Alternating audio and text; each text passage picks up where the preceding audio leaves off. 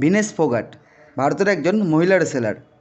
তিনি অলিম্পিক 2024-এর আসরে কিউবার wrestler Guzman লোপেজকে হারিয়ে 50 কেজি রেসলিং বিভাগে প্রথম ভারতীয় নারী হিসেবে ফাইনালে প্রবেশ করেন।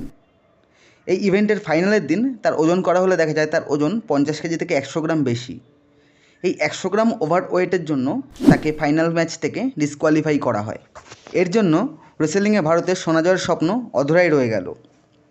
পূর্বে ভিনেস ফোগাট 53 কেজি বিভাগে প্রতিদ্বন্দ্বিতা করতেন, তবে প্যারিস অলিম্পিককে মাথায় রেখে তিনি তার ওজন 50 কেজি থেকে কম করেন।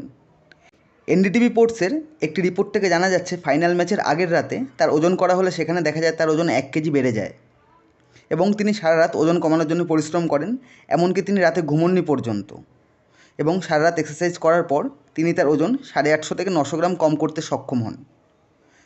তিনি অবশেষে অতিরিক্ত ওই 100 থেকে 150 গ্রাম ওজনের জন্য অলিম্পিকের গোল্ড মেডেল ম্যাচ থেকে ডিসকোয়ালিফাই হন। কিন্তু সমস্যা হলো অন্য। কী করছিলেন তার কোচিং স্টাফরা? যখন তার ওজন একদম 50 কেজি থেকে কিছুটা কম ছিল, কেন তার প্রতি এক্সট্রা কেয়ার করা হয়নি? আর সত্যিই কি একজন মানুষ সারা রাত জেগে হাড়ভাঙা পরিশ্রম করে সকালে গোল্ড মেডেল ম্যাচ জিততে পারতেন? নাকি ওভার কনফিডেন্সের কারণে ভারতের সোনার নারীর সোনার পদক হাতছাড়া হলো? নাকি আমরা শুধুমাত্র সিলভারেই খুশি?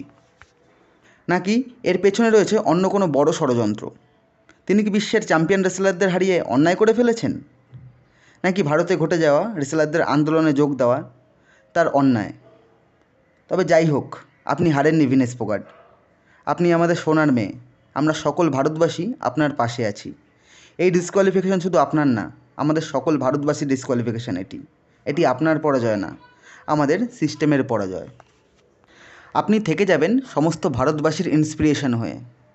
আর আপনি আমাদের সোনার মেয়ে।